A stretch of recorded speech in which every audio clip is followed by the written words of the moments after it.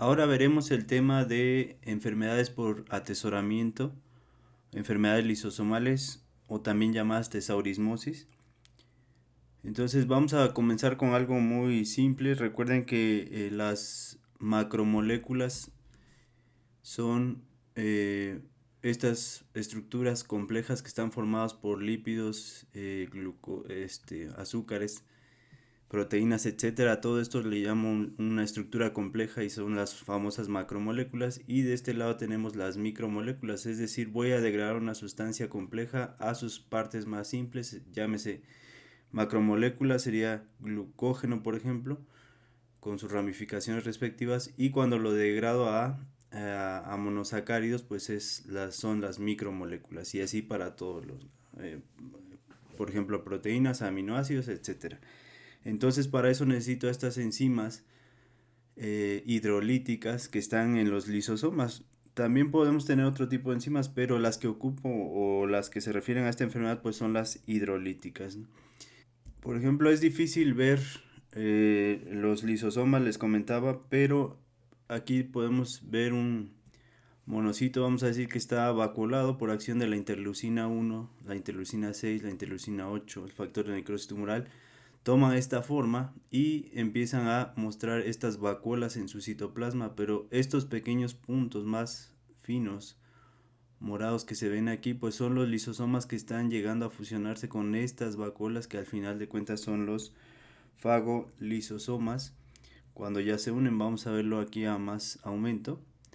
Entonces es la vacuola, pero los puntos morados más finos son los lisosomas que van a fusionarse, o vesículas que vienen del endosoma, que tienen un pH ácido, que son necesarios para degradar la sustancia en cuestión. Recuerden que todas las células del cuerpo son fagocíticas,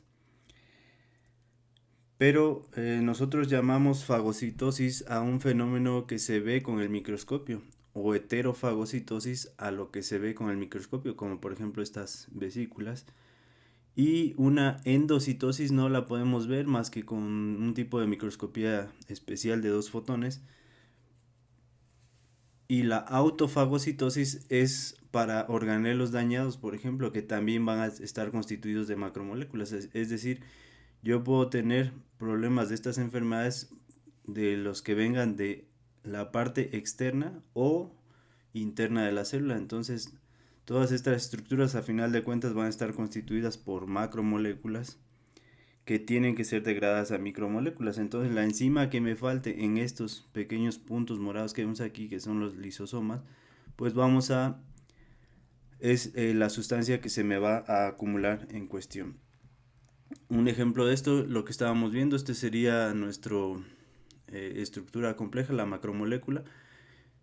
Recuerden que tengo que empezarla a degradar de uno de los extremos, no puedo llegar y cortar a la mitad, así es que si supongamos si tengo esta enzima, pues voy a degradar esto, pero de aquí ya no, de aquí en adelante ya no tengo la enzima, se me va a acumular todo esto, y lo mismo pasaría para acá. Sí tengo estas que se ven transparentes, pero llego a un punto donde no tengo esta enzima y lo que se me acumula será este sustrato. Entonces aquí la clave de estas enfermedades es ver en qué tipo de célula está pasando.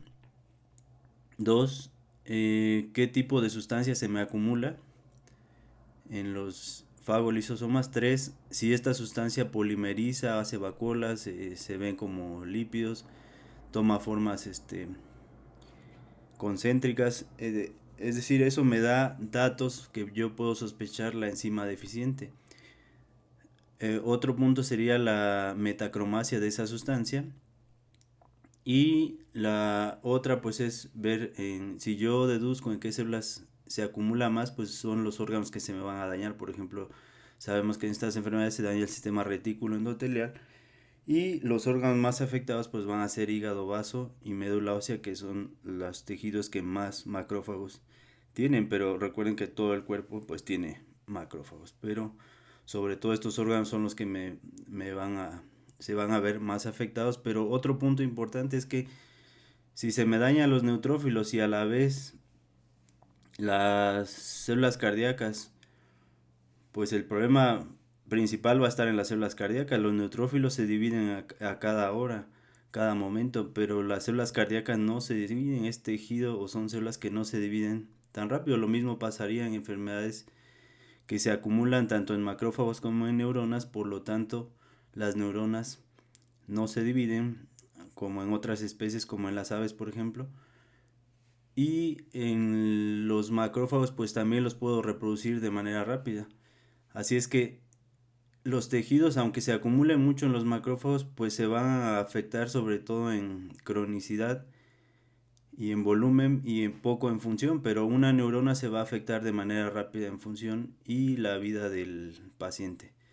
Así es que, pero un punto importante es que yo puedo hacer el diagnóstico en el tejido que me sirve como un reflejo del tejido complicado para biopsiar, por ejemplo. Lo veremos más adelante.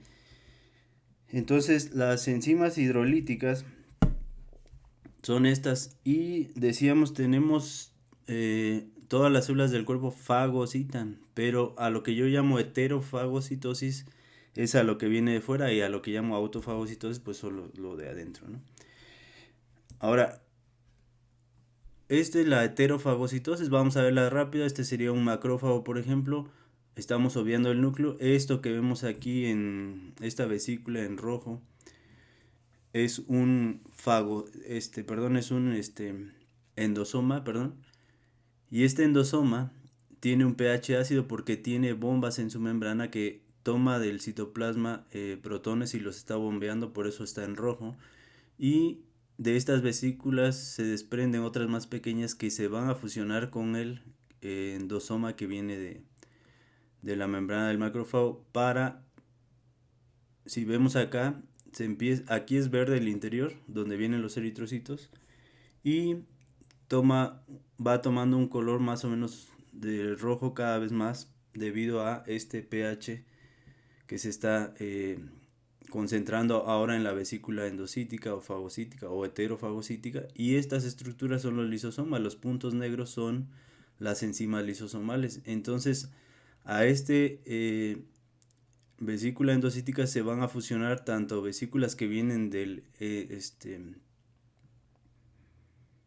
endosoma con pH ácido como lisosomas que también tienen un pH ácido, pero como son más pequeños, como lo veíamos en la foto real, pues no aportan tanto pH o tanta acidez al interior de esta vesícula. Así es que necesito de las dos para esto, ¿no? Y este sería el segundo paso. Y posteriormente van a entrar las enzimas lisosomales que se activan a un pH ácido, no funcionan a pH neutro. Por lo tanto, es como van a degradar los componentes de estos eritrocitos a moléculas simples, pues a micromoléculas, y finalmente estas van a salir por canales especiales para cada una de ellas. Hacia el citoplasma van a ser bombeadas, pero en el caso de las enfermedades lisosomales, la enzima que me falte se me va a acumular el C-sustrato y no va a poder ser bombeado al citoplasma. En el caso de la autofagia o autofagocitosis tenemos a un organelo que tiene pocos años de haber sido descrito, de hecho es premio Nobel, y este organelo se llama fagóforo, que es esto que ven aquí es como una organelo de doble membrana que al centro tiene también un pH neutro. pH neutro también está aquí el citoplasma, y esto puede ser una mitocondria, un organelo ya que ya cumplió su función, que tiene tanto lípidos, proteínas, carbohidratos, etcétera, y este organelo va a rodear estos otros organelos ya que cumplieron su vida media, y estas membranas de acá se van a fusionar quedando de esta manera, es decir, por eso tiene doble membrana. Esta membrana interna ahora es esta de acá y esta es la externa. ¿Cuál es la función de esto? Que si vemos tiene pH neutro, lo verde agua significa pH neutro, al igual que el del citoplasma y al igual que el interior de la vesícula. Entonces cuando lo rodea completamente se fusionan estas membranas y todo es neutro. Por lo tanto va a pasar algo similar que acabamos de ver. Ahora vienen vesículas del endosoma que van a vertir pH ácido, pero sobre todo en la parte periférica de acá. Y las enzimas lisosomales recuerden que se activan a pH ácido. Por lo tanto, voy a tener este cambio solo de pH en la periferia de la primera vesícula, por decirlo simple, Y estas enzimas al ser vertidas se activan, pero al activarse van a degradar ahora la membrana interna de la otra vesícula. Aquí ya lo vemos, lo está degradando. Y ahora todo el interior se hace un pH ácido y pasa exactamente lo mismo. Ya estas enzimas lisosomales se activan y degradan lípidos, a ácidos grasos, a glicerol, las proteínas, a aminoácidos, etcétera, ¿no? Y esto va a ser bombeado nuevamente al citoplasma. Entonces, en las células en cuestión que se van a enfermar, pues van a pasar ambos fenómenos, ¿no? Dependiendo el caso. Ahora, esto sería al final la autofagia.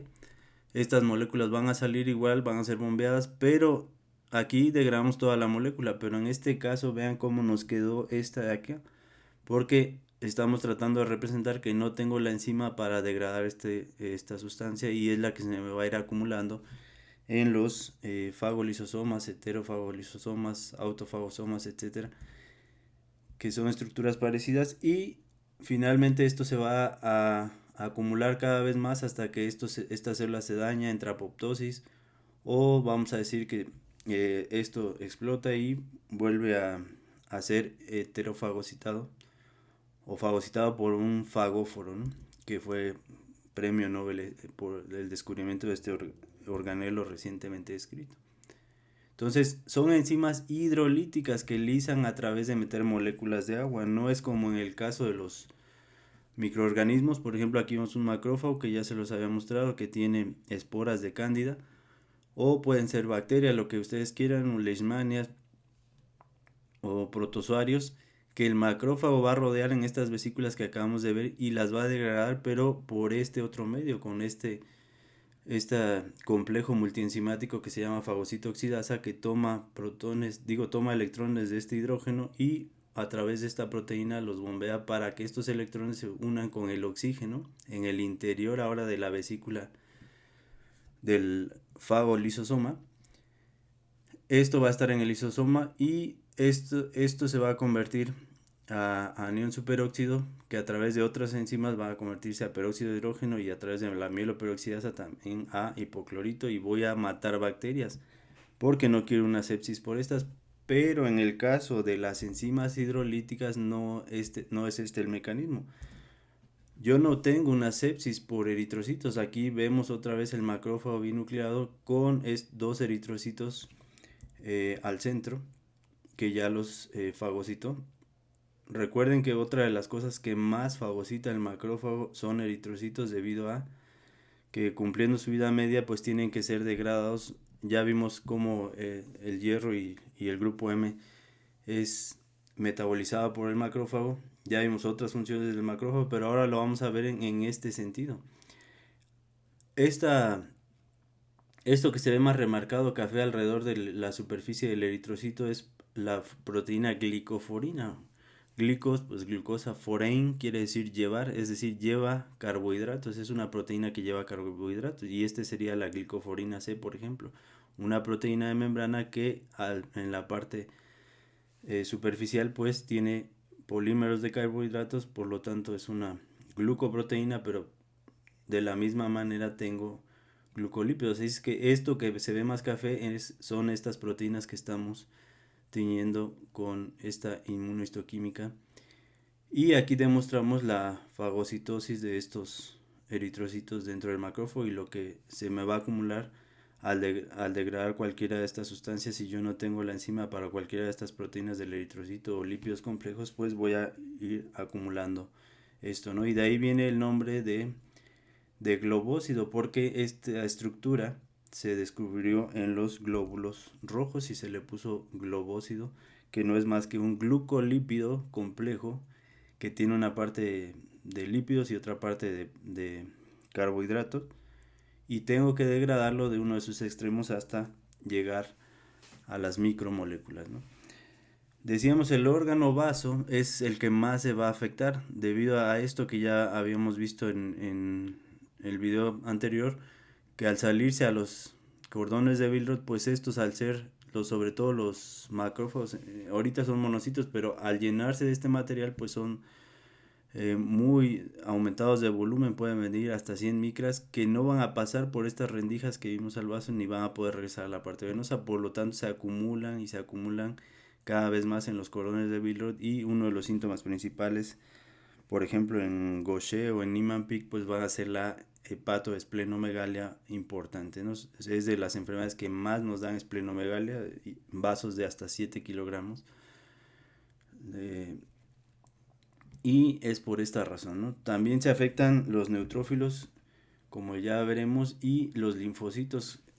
También células plasmáticas en las mucopolisacaridosis, pero ahorita no quisiera abordar todos los temas. Me voy a referir básicamente a Gaucher y a Niemann-Pick como ejemplos de todas estas, para que en un solo video demos los principios de estas enfermedades y ustedes puedan leerlo o ampliar el tema. Entonces aquí vemos un ejemplo y vemos estos macrófagos, se ven como dibujados, son fotos que ya les he mostrado con microscopios de mucho aumento.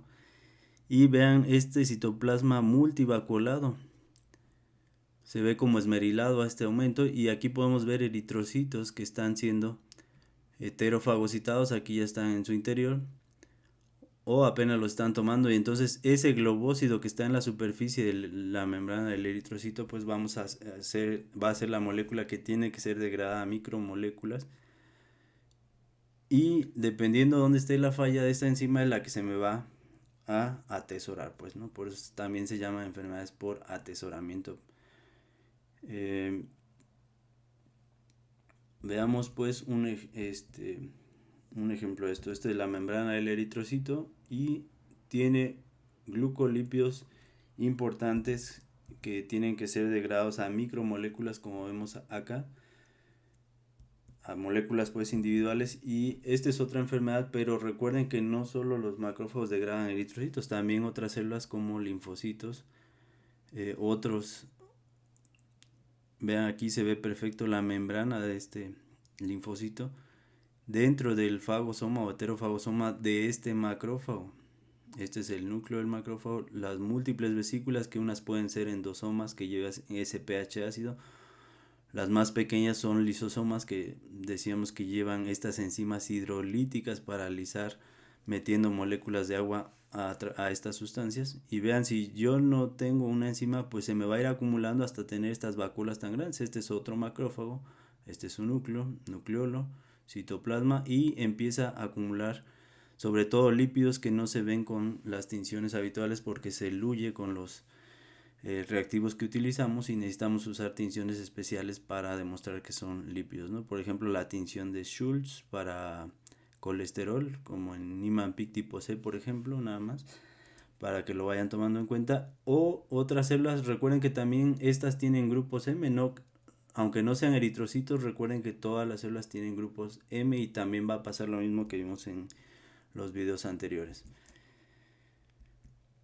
Esto ya lo habíamos visto, pero ahora lo vamos a ver en este aspecto que acabamos de decir al principio. Solo era para que vieran nuevamente este macrófago y el fagosoma principal, estos eritrocitos, para ser degradados. Y recuerden que ya nos voy a atosigar con lo del ribosoma, pero sobre todo la subunidad mayor del ribosoma, es por eso se ve en este color anaranjado, indicando su actividad enzimática de una peptidiltransferasa. Su nombre lo dice, es decir, en el grupo carboxilo de este aminoácido con el grupo amino los va a unir sacando una molécula de agua. Y lo contrario va a ser la enzima hidrolítica. La enzima hidrolítica hace exactamente lo contrario de la peptidiltransferasa del ribosoma, es decir, esta mete moléculas de agua en las uniones para separar este aminoácido de este, y es como todas las enzimas hidrolíticas actúan metiendo moléculas de agua a estas estructuras complejas, y finalmente pues llegamos al globócido, que ya decíamos por qué se le puso así. Y pues no es más que un glucolípido, que decíamos que esta es la parte lipídica, es decir, una esfingosina con un ácido graso, y la parte de carbohidratos pues son todas estas exosas, es decir, una glucosa, una galactosa, que también es una exosa, otra galactosa, y la última galactosa, noten que tiene otros grupos, es decir, tiene un grupo amino y un grupo acetilo. Si solo tuviera un grupo amino, pues sería una exosa aminada, como las exosaminas. Por eso, por ejemplo, en la enfermedad de Tay-Sachs o en Sandhoff, necesito exosaminidasas para degradar estas partes, estas exosas aminadas, pues. Pero en este caso tiene un grupo acetilo y un grupo amino y por lo tanto se llama N-acetil, por la posición N-acetil galactosamina. Y estas pues van a ser galactosas simples, por decirlo. Entonces va a ser galactosil, glucosil, y a la unión de esfingosina con ácido graso recuerden que se llama ceramida.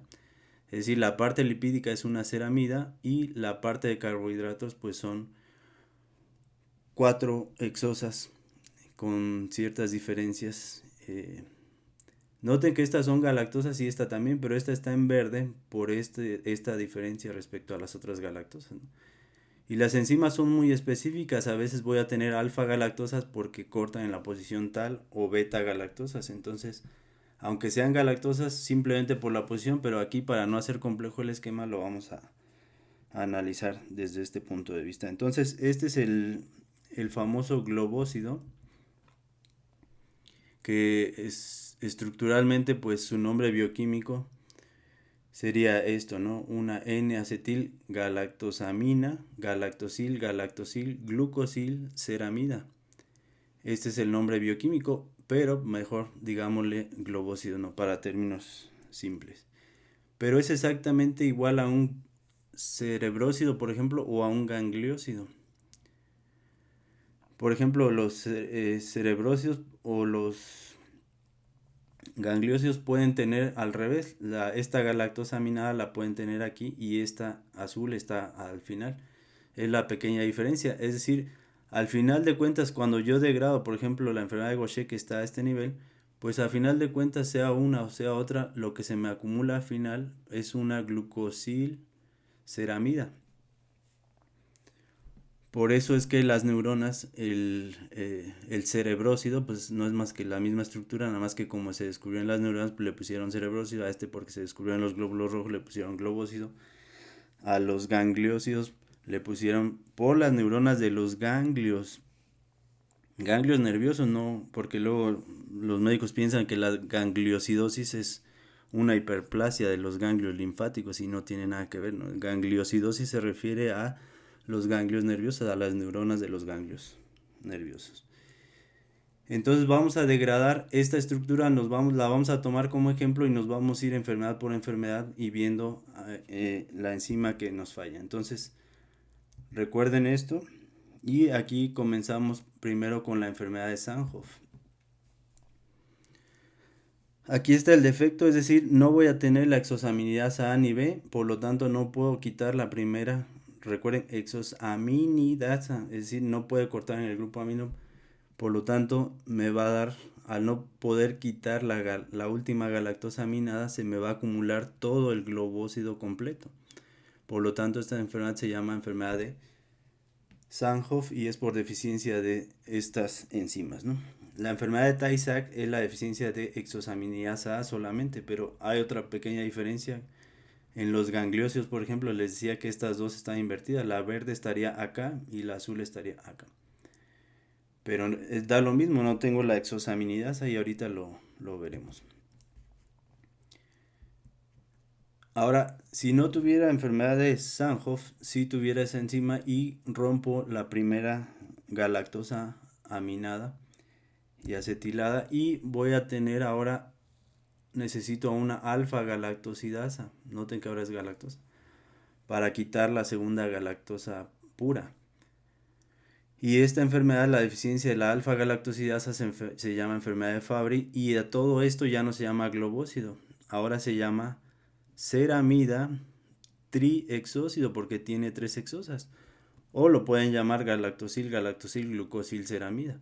También se puede llamar de esa forma o bioquímicamente, pero esto es la ceramida triexósido, es la enfermedad de Fabry y se me acumula esta sustancia y ahí tienen la enzima deficiente. Ahora, si no tuviera estas enfermedades, sí paso al siguiente nivel, pero ahora ya no necesito cortar en la parte alfa, ahora es una beta galactosidasa.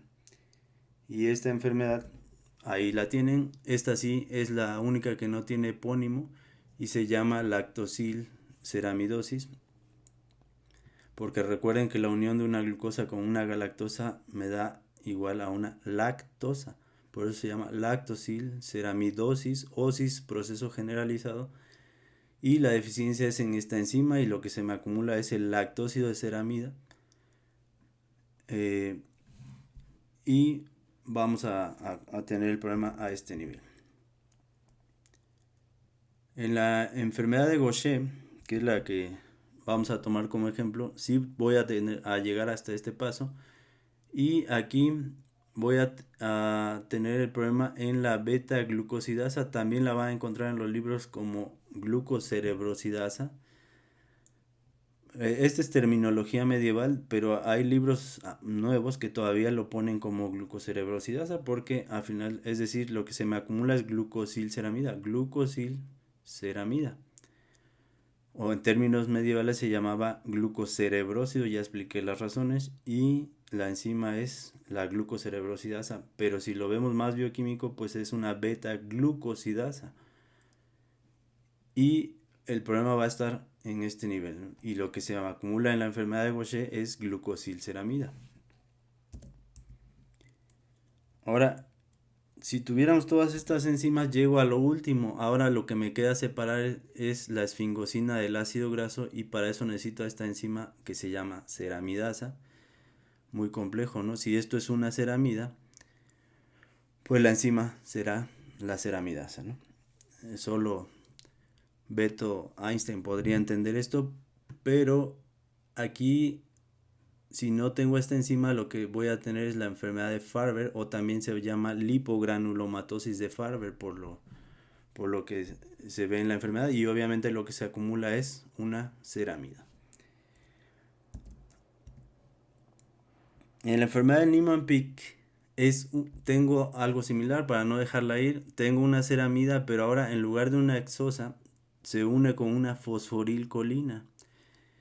Entonces aquí es más corto el metabolismo. Solo necesito dos enzimas, es decir, a la esfingomielinasa y a la ceramidasa que rompa esto para empezar a degradar en Niemann-Pick. Pero si en Niemann-Pick no tengo la esfingomielinasa ácida, que es donde corta esto, separa la fosforilcolina de la ceramida, pues lo que se me va a acumular es esfingomielina. Y esta es la famosa enfermedad de Niemann-Pick, ¿no? Por el pediatra alemán Neumann y el patólogo Pick, que recuerden tiene otra enfermedad que describió, la enfermedad de Pick, de la atrofia parecido al Alzheimer, solo que demencia frontotemporal. Entonces, en esta enfermedad se me va a acumular la esfingomielina secundaria a la deficiencia de esfingomielinasa ácida. Ahora, pareciera que reconstruimos el globócido, pero noten, es lo que les decía, ahora están al revés. La galactosa aminada está en la posición penúltima y la galactosa pura, vamos a decir, está al final. Esto es un gangliósido, igualito al globósido, nada más que cambian estas dos posiciones. Pero ahora aquí está al revés, ahora aquí necesito una beta-galactosidasa o GM1 beta-galactosidasa recuerden que las gangliosidosis se clasifica en GM1 y GM2.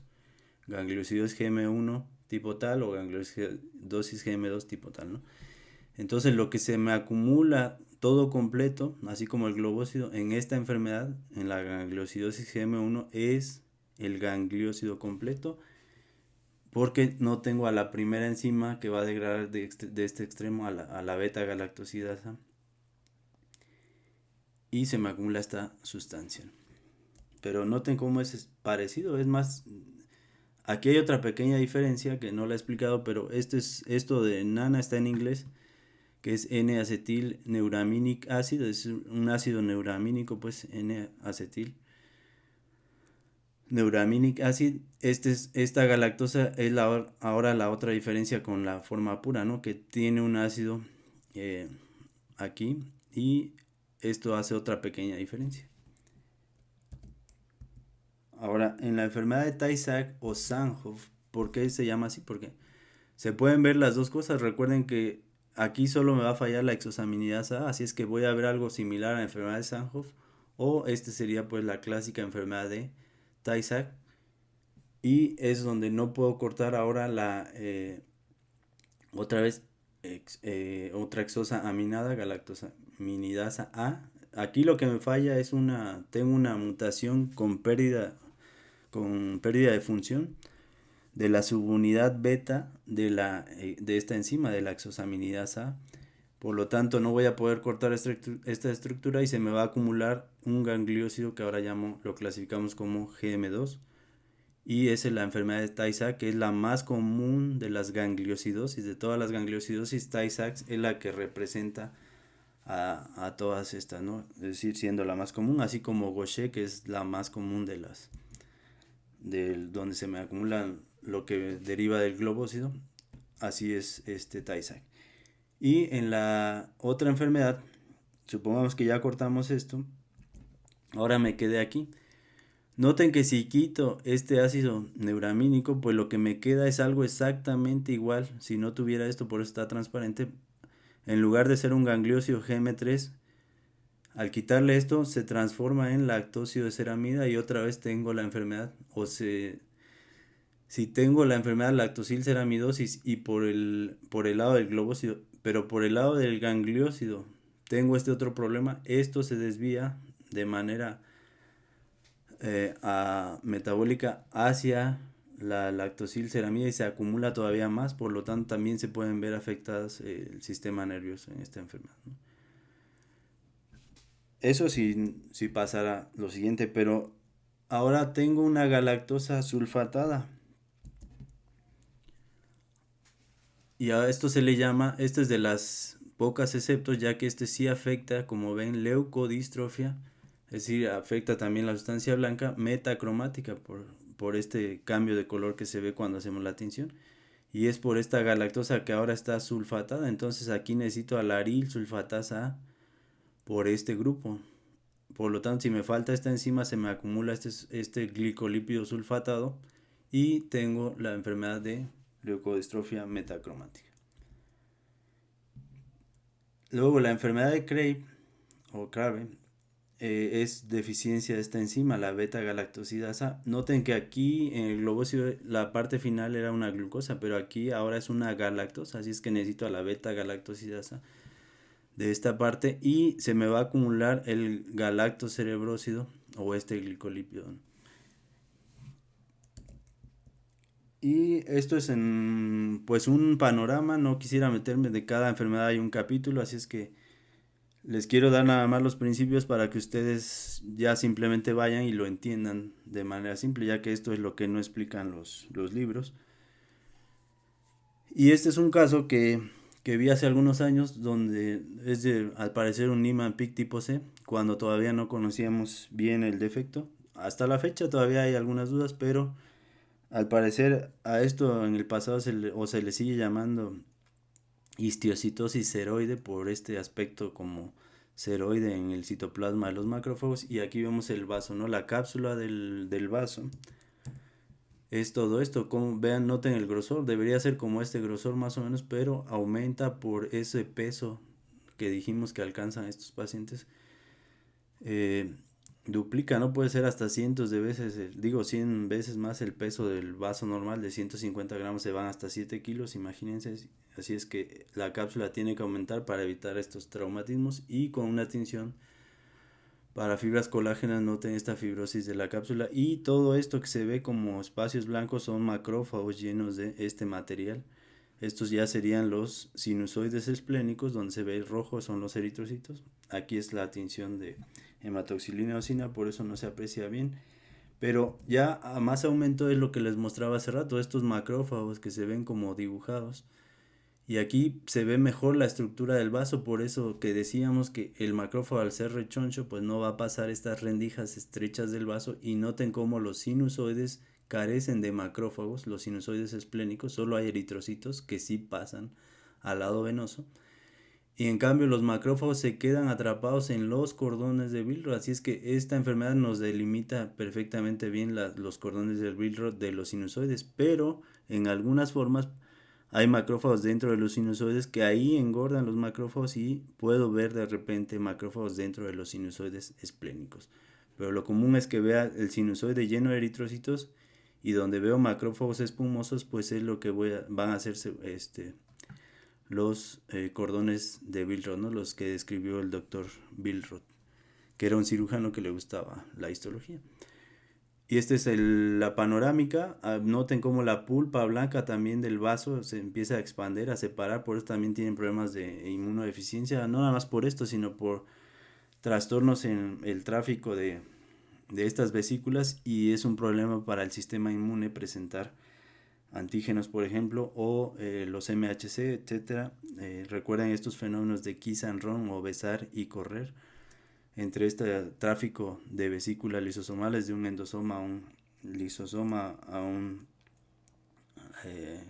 todas estas vesículas pues que van del aparato de Golgi al endosoma temprano, endosoma tardío, etcétera. Y aquí se ve mejor lo que decíamos. Todo esto serían cordones de Billroth. Y este es un sinusoide que ya empieza a tener macrófagos, pero noten cómo son más pequeños los de aquí y más gordos los de afuera. Pero noten este del centro. Este es el núcleo. Y vean cómo está prácticamente heterofagocitando un montón de eritrocitos en su superficie. Algunos ya se empiezan a ver dentro de vesículas a este aumento. Y al final de cuentas, este material, lo que sí puedo degradar de la membrana del eritrocito y todas sus proteínas, pues se va a bombear hacia el citoplasma, pero lo que no se va acumulando en vesículas y es lo que se ve como aspecto vacuolado, esmerilado, etcétera, ¿no? Y decíamos que es justo aquí, en esto que se ve fondo blanco, es donde quedan atrapados los macrófagos al no poder pasar por estas estrechas rendijas donde está el láser, ¿no? El punto de láser, ¿no? Entre dos fibras de colágeno y entre dos células endoteliales. Vean acá, otra de las cosas que tienen estos pacientes, todos estos son macrófagos, que ya comentábamos, pero noten esto, este no es un macrófago, este que está al centro, este es un megacariocito, lo voy a tratar de delimitar. Mega quiere decir grande, carión, núcleo, citocélula, entonces este núcleo tan grande, compárenlo con los núcleos de aquí de alrededor, pues y además el citoplasma no está vacuolado, se ve un citoplasma eosinófilo. Vamos a verlo con la lupa. Este es el megacariocito, es decir y todos estos puntos negros que se ven aquí son eritroblastos. ¿Qué nos está diciendo esto? Que tengo una eritropoiesis extramedular, porque la médula ósea de estos pacientes también se afecta y lo que van a tener es migración de las células de las células normales de la médula ósea a sitios que alguna vez fueron hematopoyéticos como el hígado, el vaso, y vienen aquí a terminar su maduración. Aquí lo vemos a más aumento, estos macrófagos ya no los voy a explicar, pero estos ahora son eritroblastos. Este de aquí con un núcleo perfectamente redondo es un eritroblasto, y estos son megacariocitos. Aquí vemos sus núcleos, vean, muy diferente de un núcleo puntiforme casi del macrófago, ¿no? Entonces esto es lo que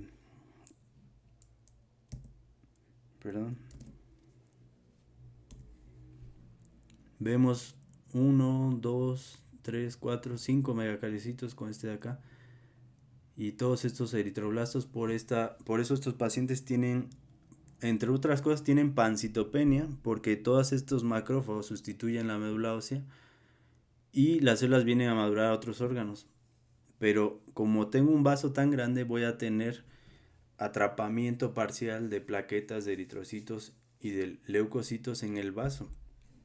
Y eso me va a dar más pancitopenia, es decir, por otro fenómeno, un hiperesplenismo, pues le llaman los doctores. Déjenme poner el verde. Este sería la médula ósea. Aquí vemos las trabéculas óseas. Y estos son células normales, pero este manchón, esto blanco, pues es el tejido adiposo, pero este manchón amarillo son macrófagos espumosos, que si lo vemos a más aumento, este es aquí, hasta acá vemos la trabécula ósea, esto serían la serie roja y serie blanca, y los megacariocitos, este que está aquí, Pero todo esto espumoso son estos macrófagos infiltrando la médula ósea y sustituyéndola. Aquí lo vemos a más aumento. Este es el tejido adiposo de la médula ósea y sustituyendo a las células normales. Por eso, otra de las cosas que tienen estos pacientes son infecciones. Y otra cosa como el Niemann-Pick tipo A y tipo B. Niemann-Pick A es la forma grave, que es la deficiencia grave pues o severa de la enzima.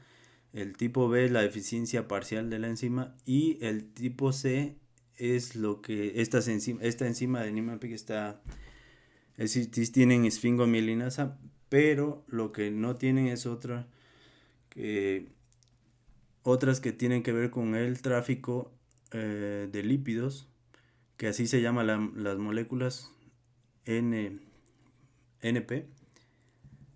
C por Niemann-Pick tipo C, 1 y 2, NPC1 y NPC2, y tiene que ver con este acúmulo generalmente se acumulan gangliósidos y colesterol, y estos lípidos tienen una afinidad tintorial por algunos colorantes que se ven de manera como azulado, y es lo que se llamó el síndrome de histiocito azul marino. Pero vean todo lo que causa todas las enfermedades que pueden dar este mismo aspecto similar. Así es que o hay que hacer la determinación de estas proteínas que les acabo de mencionar para corroborar la enfermedad, o hacer una clínica muy fina, es decir, ver que se afecte los motores oculares, que los pacientes no pueden mirar hacia arriba, que tengan cierto retraso psicomotor, hepatoesplenomegalia, infecciones, y que yo encuentre estos macrófagos azul marino o azul rey. Es entonces como puedo hacer el diagnóstico de Niemann-Pick tipo C, por ejemplo. Y aquí tienen una lista de las enfermedades. No me voy a meter en esto para no alargar el video, pero sobre todo vean cómo las que tienen aumento de lípidos van a tener esto, ¿no? Estos son los órganos más afectados que ya decíamos: hígado, vaso y huesos. De ahí que tenga este hepatoesplenomegalia importante, cambios óseos importantes, hiperplasia y necrosis de los huesos, osteoporosis, deformidad de ellos, como vimos en otras enfermedades, ¿no? Y esto sería lo que pasaría vean todas las vesículas o heterofagosomas que están en la superficie metiéndolo, y cómo van tomando esta forma más grande o estos fagosomas, que esto puede ser una neurona también. Lo mismo le pasa a las neuronas también son las células más fagocíticas del cuerpo. No fagocíticas, más bien autofagocíticas, porque constantemente están endocitando membrana las neuronas, porque son las más secretoras del cuerpo, y para secretar tienen que conservar la relación. Aquí de hecho vemos un ganglio nervioso de estos periféricos, decíamos, que puede estar en cualquier órgano, y estas son las neuronas, que al final de cuentas serían las células de Schwann, donde ya empieza el nervio. Este es el ganglio nervioso, de aquí vienen las gangliosidosis, y en un órgano del tubo digestivo, por ejemplo, una capa muscular y otra en diferentes sentidos, y este es el grupo de neuronas que también se pueden ver afectados. Así es que van a tener trastornos tanto a nivel central, periférico de la médula espinal y del sistema autónomo, por esta afección también de las neuronas periféricas, porque decíamos que son las células más endocíticas, porque son las más secretoras. Es decir, este sería el cuerpo neuronal, puede ser axón o dendritas, de hecho acá se ven más ramificaciones, pero lo que quiero decir es que al principio y al final estaría el pie sináptico, por ejemplo. Aquí va a estar mandando vesículas de membrana a las otras neuronas para esa sinapsis. Por lo tanto, si solo estuviera haciendo esto, pues se iría acortando la neurona. Por lo tanto, tiene que estar endocitando constantemente membrana para mantener esta relación. Y todas hacen lo mismo, por lo tanto son de las células más afectadas, sobre todo en las formas graves que no viven más allá de los 3 años de edad, ya sea Niemann-Pick o Gaucher, por ejemplo. Pueden tener esto, para todos lados está esta comunicación. En lugar de tener esta sustancia de Nils, o descritas por el doctor Nils, esto que se ve en puntos más basófilos, con este microscopio no se ve muy bien.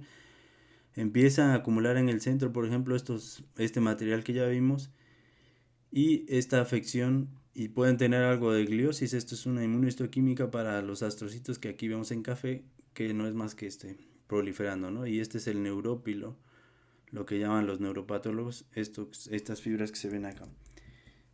Entonces se van acumulando, hacen esta degeneración como balonoide, dicen, es decir, se hacen como redondas, en vez de tener este citoplasma, perdón, acá azul, que esta sustancia de Nils, pues empiezan a tener, esto no es el caso, este es un pigmento, pero así se verían las neuronas como esta degeneración al centro, y estas placas por degeneración o proteínas mal plegadas. Recuerden que estos pacientes con Niemann-Pick o con Gaucher tienen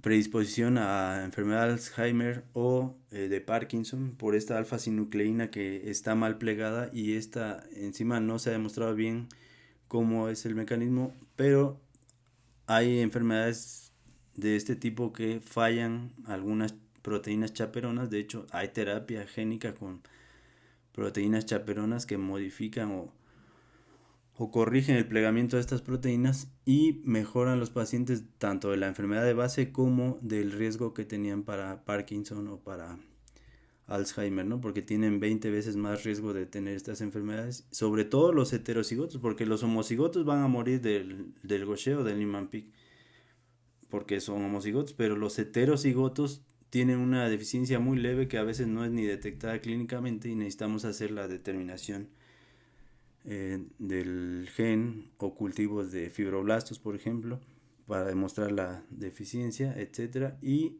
es como yo me doy cuenta, ¿no? Entonces, esto recuerden que ese riesgo que tienen también. Las alteraciones óseas son parecidas, ya vimos la osteonecrosis, la hiperplasia, el adelgazamiento de la cortical, estos macrófagos que sustituyen a la médula ósea me dan pancitopenia, deformidad ósea. No tengo una foto de esto, pero recuerden que se ve si este fuera el fémur, por ejemplo, o estos son los cóndilos, toma esta forma de matraz de Erlenmeyer, es decir, de base ancha. Se empieza por esta hiperplasia de adelgazamiento de la cortical, se hace más ancha la base, y hacia acá pues como en punta, y se ve incluso en rayos X. Se hace el diagnóstico solo con esta morfología y obviamente una clínica compatible. Tienen osteoporosis también por estas zonas que alternan, ¿no? En el hígado pues van a tener lo que ya se imaginarán. Este sería el sinusoide. Estos espacios blancos, recuerden que son el espacio de Dis entre patocito y célula endotelial. Este sería un macrófago. Pero los macrófagos de aquí van a engordar al grado de que pueden no obstruir totalmente el sinusoide, pero sí en un corte histológico bidimensional podemos ver alternando hepatocito, macrófago y otro hepatocito, y no vemos sinusoides, sobre todo en las formas avanzadas o graves de la enfermedad. Algo similar como aquí, un cordón de hepatocitos y acá otro cordón. Y este fuera un macrófago, este es otro, por ejemplo, y veríamos con una tinción para fibras colágenas, podemos ver los hepatocitos en rojo por las mitocondrias y en blanco los macrófagos por esas vacuolas, y la colágena casi no se vería, así es que veríamos rojo, blanco, en vez de ver este patrón de sinusoides, ¿no? De tanto que crecen, como ya vimos en las alteraciones del hierro, cómo pueden aumentar de volumen los macrófagos, y aquí por ende es natural, ¿no? También pueden tener problemas de malabsorción por estas vellosidades, recuerden, intestinales, que el paso de una sustancia pues de la parte basal del enterocito pues tiene que migrar hasta de este líquido intersticial hasta el vaso capilar para la nutrición. En cambio, este es un artificio, pero este espacio se aumenta, y es como aquí, por ejemplo, el espacio normal, este no es una vellosidad, pero este espacio sería lo normal, y aquí aumenta porque aquí voy a tener macrófagos llenos de estas vacuolas y tengo síndromes de malabsorción y las consecuencias de los mismos, ¿no? Las avitaminosis, etcétera. Y el patrón pues se va a ver como vellosidades o muy grandes, o aspecto de jantomatoso, por ejemplo, o lesiones jantomatosas por esta aumento de macrófagos en la lámina propia de las vellosidades intestinales. Las alteraciones más graves obviamente van a estar aquí, por lo que ya explicábamos, sobre todo en neuronas. Entonces, si es que lo que se va a ver afectado más va a ser donde están los cuerpos neuronales, la sustancia gris, y en los ganglios, en la base, recuerden, solo en la leucodistrofia podríamos ver afectada la sustancia blanca. Voy a tener entonces desde retraso psicomotor, sobre todo en las formas graves, demencia, es decir, el niño que al año ya había adquirido ciertas capacidades empieza a ir para atrás y deja de... Todo lo que había aprendido lo va perdiendo rápidamente, ¿no? En meses incluso, o a veces en semanas. Eso es lo que llamamos demencia. Aquí se ven mejor los ganglios. Y toda la sustancia gris es lo que se va a dañar, ¿no? Ahorita no me quiero meter a cada uno de estos, pero las alteraciones obviamente van a ir desde leves a graves. Si se afectan las neuronas del bulbo raquídeo, por ejemplo, es como van a fallecer la mayor parte de estos pacientes por el centro cardiorrespiratorio que controlan estos grupos neuronales. En la retina, pues recuerden que es algo similar. Aquí no es la retina obviamente, pero ese adelgazamiento, atrofia o palidez de las neuronas por este acúmulo de sustancias, pues, y adelgazamiento o atrofia de las capas hace que se vea por transparencia la coroides, lo que llaman los oftalmólogos manchas rojo cereza o en cereza, o esta atrofia retiniana, ceguera, eh, mala visión, pues, y esto va a ir aumentando. También, por ejemplo, en Niemann-Pick podemos ver pingüécula, sobre todo en la parte nasal, que se ven aquí como cúmulos amarillos, de que son estos como si fuera un jantoma, pues lo que la gente llama carnosidad. En sangre vamos a ver, decíamos, si yo tuviera la oportunidad de biopsiar un tejido complicado o hacer un frotis, pues es preferible hacer el frotis y con eso hago el diagnóstico. Estos son monocitos, es normal que tengan vacuolas, como les mostré al principio, pero cuando vemos linfocitos vacuolados me sugiere algunas de estas enfermedades, sobre todo las gangliosidosis. En las GM1 se ven afectados sobre todo los linfocitos T, o creemos que son linfocitos T, ya que en las gangliosidosis GM1 se ven como un 80% de los linfocitos de sangre periférica vacuolados, y solo por el porcentaje suponemos que son T. En cambio, en otras enfermedades se ve afectado como el 5% de los linfocitos, y suponemos que son B por el porcentaje, 5 a 10%. No recuerdo, ahí luego la revisan, pero lo que quiero decir pues es que es más fácil hacer un frotis de sangre que una biopsia de corazón, ya que esta enfermedad puede afectar a ambos tejidos, lo que explicábamos al principio, o una biopsia de médula ósea en lugar de trepanar el cráneo y tomarle un gran pedazo de cerebro solo para ver neuronas vacuoladas. Prefiero ver macrófagos y hacer el diagnóstico ahí. O los neutrófilos también pueden tener esto, aunque esto también va a ser más importante en las mucopolisacaridosis. Pero, por ejemplo, aunque la biopsia de médula ósea pues es inocua o tiene sus riesgos, pero es más fácil, pero ¿qué sería más fácil? ¿Hacer un frotis de sangre periférica donde veo la afección en los neutrófilos, o hacer una biopsia de médula ósea? Entonces se van reduciendo los riesgos si yo conozco todo esto. Estos pacientes también pueden tener neoplasias, sobre todo de leucemias, de linfocitos, por esta material que acumulan, o mielomas, es decir, neoplasias de células plasmáticas de linfocitos B por ese material. De hecho, esto se ha hecho experimentalmente. A los había ratones que ustedes les inyectan en intraperitoneal aceite mineral, y con el tiempo desarrollan mielomas múltiples porque forman neoplasias pues de células plasmáticas de tanto tiempo estar expuestos a este aceite mineral. Y es lo mismo que pasa en estas enfermedades por atesoramiento. Ese material, por ejemplo la glucosilceramida, se acumula y al rato se forman cantidades brutales de anticuerpos, pero con los años estas células plasmáticas adquieren mutaciones, obviamente en etapas anteriores, y se desarrollan neoplasias de este tipo. Vean, aquí vemos mitosis atípicas, células plasmáticas, aquí se ve muy bien, núcleo a la periferia, el aparato de Golgi, este manchón más pálido, y lo azul, pues ribosomas. Y aquí se ve trinucleada, o sea, son células neoplásicas, no son células plasmáticas normales, tienen estos cúmulos.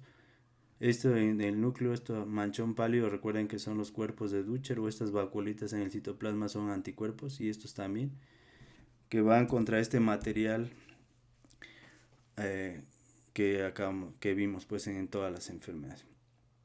Y el músculo pues también se puede ver afectado, pero sobre todo en las glucogenosis, pues son tejidos que requieren más de esto, ¿no? Aquí el músculo esquelético normal o el músculo cardíaco, que estos pacientes pues también desarrollan insuficiencias o arritmias o falla cardíaca por este acúmulo de estas sustancias, ¿no? Aquí vemos las fibras apantalonadas que dicen, y estas estrías, no es del corazón. Esta es la hipofusina, pero podríamos imaginar que son al rato vacuolas llenas de esto, ¿no? O de glucógeno, como en la enfermedad de von Gierke o en otras glucogenosis. Finalmente terminamos nada más con el ejemplo de la enfermedad de Gaucher, cómo se clasifica en estos tres tipos. La anemia PIC ya más o menos dijimos, pues la tipo 1 es la forma adulta, o también se llama crónica por obvias razones, es decir, el paciente solo se ve afectada el sistema de macrófagos y no tanto neuronal, por lo tanto viven muchos años. De hecho, les dije que la enfermedad de Gaucher, el reporte de caso de mayor tiempo que vivió un paciente es de 96 años. La forma aguda, o que muere en los primeros 3 años de vida, sobre todo en el primer año de vida, es la tipo 2, o también se llama neuronopática o neuropática, porque daña al sistema nervioso y a los macrófagos también, pero pues no da tiempo de que este paciente desarrolle hepatoesplenomegalia importantes, porque primero se muere por este acúmulo en sus neuronas. Y la tipo 3 es como una forma intermedia, ya que inicia pues en la adolescencia o un poquito antes, y es la subaguda, así como cualquier otra enfermedad que se clasifica en la clínica, ¿no? Agudo, crónico y subagudo. Y este sí tiene cierto daño neuropático, pero llegan a, sobre todo un poquito más allá de la adolescencia. Aquí vemos las manifestaciones clínicas principales, luego las revisan, es decir, inician más o menos en la tipo 1, que es la del adulto. Vean, el inicio pues es desde el primer año de vida. En la tipo 2 pues es menos de un año, porque por lo que ya decíamos mueren antes. Y en la tipo 3 pues entre los 2 y 20 años inician, pero fallecen menos de 30 años. En la tipo 2 en menos de 5 años, y esta es la que es compatible con una vida normal casi. Y obviamente los heterocigotos prácticamente a veces no son diagnosticados y son asintomáticos y no desarrollan la enfermedad, o al menos no las manifestaciones. Sistema nervioso central, ya lo que dijimos, obviamente esperamos más en la tipo 2, aquí más o menos, y aquí no hay afección. Las enfermedades óseas pues es más, pueden tener deformidades y hepatoesplenomegalia en la tipo 1, como es crónica pues da tiempo de que desarrollen este hepatoesplenomegalia, y acá pues no da tiempo, y aquí pues más o menos.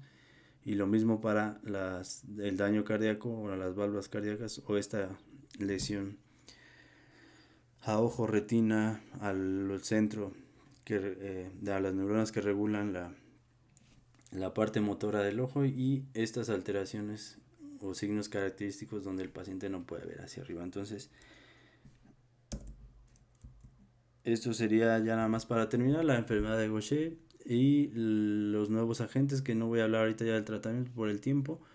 Es decir, podemos tener como esta la hemiglucerasa, que es prácticamente el reemplazo de la enzima eh, de esta glucocerebrosidasa, pues, o beta glucosidasa, y estos pacientes mejoran con esto. Es decir, si tenían deformidad ósea en atrás del Lerner, disminuye; si tenían osteoporosis, disminuye; si tenían hepatoesplenomegalia, disminuye. Es decir, sí se ha demostrado una reducción.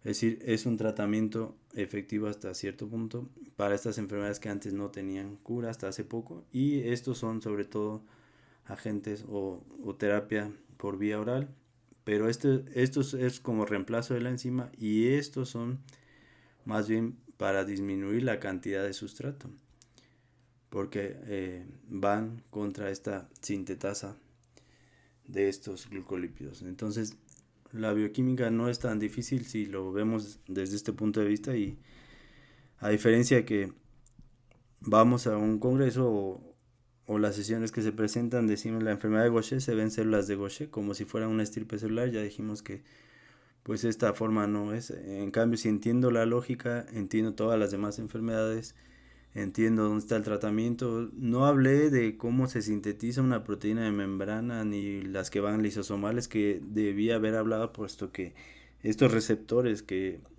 el de manosa 6-fosfato que están en el aparato de Golgi, que llevan o marcan las enzimas que van a ser lisosomales, esos receptores también llegan a la superficie de la célula, y es por eso que esta terapia funciona, porque si no pasara eso en la célula, estos medicamentos no funcionarían, porque estos son de manera eh, parenteral, van en el suelo, llegan a la célula, pero si esa célula no tuviera receptores en la superficie, no podríamos meter esta enzima al lisosoma.